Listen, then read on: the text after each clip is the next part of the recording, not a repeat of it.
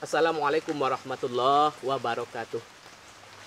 Sahabatku di mana saja Anda berada, pertama dan utama memuji kepada Allah Subhanahu wa taala, sallallahu alaihi wasallam kepada Nabi Muhammad sallallahu alaihi wasallam. Video kita pada kali ini saya akan menyampaikan ini sebagai catatan bagi para sahabatku, para pencinta dunia kebatinan dan ilmu tenaga dalam, terutama bagi para pemula. Sahabatku di mana saja Anda berada, di antara cabang-cabang ilmu, jenis-jenis macam-macam ilmu yang sangat digemari oleh para penggemar dunia kebatinan dan tenaga dalam adalah ilmu terawangan, atau kita bisa masuk ke alam gaib, atau bisa kita nampak penampakan-penampakan dari alam gaib. Bagi sahabatku, para pemula, ingat pesan saya ini baik-baik, supaya nanti tidak terjadi sesuatu yang buruk ketika kita mempraktekkan suatu ilmu. Ketika kita mempraktekkan ilmu terawangan, kita masuk ke alam gaib. Sekali lagi, sahabatku di mana saja Anda berada, bagi yang baru bergabung di channel saya, jangan lupa like and share. Mudah-mudahan video saya kali ini bermanfaat bagi sahabatku, terutama bagi para pemula pecinta kebatinan dan tenaga dalam. Saya awali ini dengan kisah nyata pribadi saya sendiri. Sahabatku, ketika saya baru-baru kenal dengan dunia kebatinan dan tenaga dalam, salah satu ilmu yang paling saya minat itu adalah ilmu terawangan. Ilmu yang saya minat itu adalah ilmu kita bisa melihat yang gaib atau masuk ke alam gaib. Apapun bentuknya ilmu, ketika saya diajarkan oleh seorang guru, saya sangat senang menguji coba. Saya amalkan.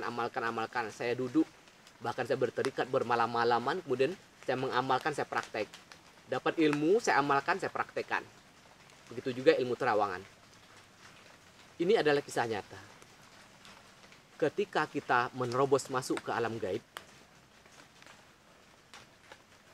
sangat berat, sahabat. Beratnya apa? Yang pertama, alam gaib ini bukan alam kita. Ketetapan Allah, kita itu tinggal di alam nyata, bukan alam gaib. Sebenarnya antara kita dengan jin tidak jauh beda, sahabatku di mana saja Anda berada. Kita pernah melihat penampakan-penampakan, atau saudara-saudariku yang pernah melihat penampakan-penampakan, kelebat-kelebatan dan sebagainya.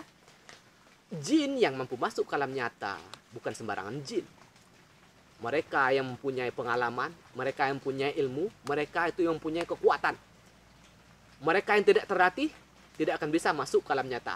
Begitu juga manusia. Tidak sembarang manusia, tidak semua manusia mampu masuk ke alam gaib. Hanya orang-orang terlatih yang bisa masuk ke alam gaib. Karena ini ada batasan-batasan. Ini adalah ketetapan Allah, sunatullah. Kita tinggal di alam nyata, mereka tinggal di alam gaib. Kalau kita ingin masuk ke alam gaib, kita harus mengadakan latihan-latihan dan uji coba. Begitu juga mereka. Mereka yang bisa masuk ke alam nyata, mereka adalah mereka yang terlatih. Nah, sahabatku di mana saja Anda berada, bagi para pencinta dunia kebatinan dan tenaga dalam, bagi yang para pemula, ingat ini baik-baik. Nah, saya kisahkan sedikit. Dulu ketika awal saya menggeluti dunia kebatinan, terutama sekali tentang ilmu terawangan, saya menerobos ke alam gaib. Yang paling memberatkan saya itu adalah yang pertama, melihat alam gaib atau menerawang dengan jelas. Ketika saya sudah bisa mulai menerawang, kemudian saya masuk ke alam gaib, tidak tertutup kemungkinan siapapun juga yang pernah masuk ke alam gaib akan banyak penampakan-penampakan yang sangat menggoda hati, yang sangat menawan hati kita. Penampakan-penampakan dari bangsa jin, kerajaan-kerajaan jin, cewek-cewek yang cantik dari bangsa jin yang menggoda kita dengan keindahan wajahnya, kecantikannya. Kemudian dia menggoda kita dengan harta benda dan sebagainya. Yang berat itu di sini, sahabat. Yang pertama sekali, kita dengan benar bisa menerawang. Kemudian kita untuk mengatasi gangguan-gangguan bujuk rayu dari bangsa jin. Nah, saya pernah dibilang hampir-hampir gila, hampir-hampir stres, karena saya tidak mampu mengontrol ketika saya masuk di alam gaib, ketika saya berada di alam gaib. Dengan jujur saya sampaikan, Ini ketika saya mulai menggeluti dunia kebatinan dan ilmu tenaga dalam. Ketika saya masuk ke alam gaib, yang memberatkan saya itu adalah ini. Saya menemui seorang putri yang sangat cantik dari bangsa jin. Saya menemui seorang ratu jin yang sangat cantik. Dan ia sangat mencintai saya, dan saya pun merasakan itu juga. Saya senang kepada dia, dia pun senang kepada saya. Ini sekali lagi kisah nyata sahabatku, di mana saja Anda berada, dari perjalanan spiritual saya sendiri. Bahkan saya sering melakukan komunikasi dalam keadaan sadar saya bertemu dengan ratu jin ini. Ketika saya berjalan pada suatu tempat, dia selalu mengiringi saya, mendampingi saya kemanapun saya pergi. Bahkan tidak jarang ia memberikan makanan-makanan apa yang kita senangi. Ketika itu, demi Allah, saya tidak mengada-ngada di sini. Dia memberikan buah-buahan kepada saya. Saya masih ingat ketika itu dia memberikan buah apel kepada saya. Sang ratu jin yang sangat cantik ini mendatangi saya, memberikan buah apel. Ketika itu saya akan berangkat menuju Sumatera Barat dari Provinsi Riau menuju ke Sumatera Barat. Ketika saya mau pergi, seorang ratu jin ini membawa kantong yang berisikan buah apel. Yang anehnya itu saudara, ketika saya makan buah apel ini, saya nampak seperti ini, buah apel yang diberikannya saya makan. Selesai saya makan buah apel ini, yang anehnya itu rasa buah apel itu masih lengket di tenggorokan saya. Dalam keadaan sadar saya masih terasa agak kelat-kelat manis, rasa buah apel itu masih terasa di tenggorokan saya. Itu dalam keadaan sadar. Yang kedua, dia memberikan kalung warna mengkilap warna perak. Saya masih ingat sampai sekarang, itu berbentuk bintang. Nah, saya menjalin hubungan dengan ratu jin ini cukup lama, sehingga bertahun-tahun. Bahkan saya agak-agak seperti ada gangguan jiwa. Saya sering ngomong sendiri, saya sering bercerita dengan ratu jin ini. Bahkan dia mengungkapkan perasaannya dan saya pun mencintainya. Nah, sahabatku, hikmah dari kisah nyata perjalanan spiritual saya ini adalah sebagai catatan penting untuk sahabatku bagi para pemula. Ingat ini baik-baik saudaraku, jika Anda betul-betul hobi di bidang dunia kebatinan dan ilmu tenaga dalam, perhatikan ini baik-baik. Sebelum saudara melakukan, anggaplah itu ritual, melakukan zikir dan sebagainya untuk menerawang ataupun masuk ke alam gaib ataupun meraga sukma dan sebagainya, yang pertama, jangan lupa berlindung kepada Allah. Minimal membaca a'udzubillahi minasyaitonirrajim, minimal itu.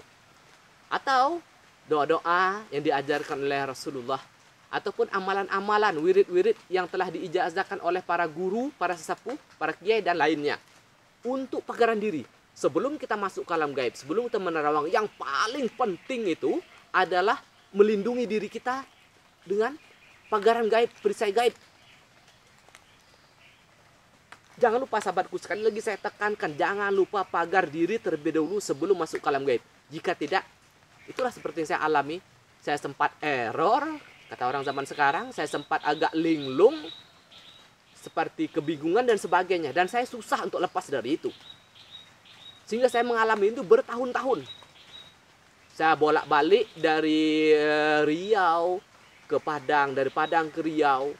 Bertahun-tahun saya masih menjalin hubungan dengan ratu jin tadi.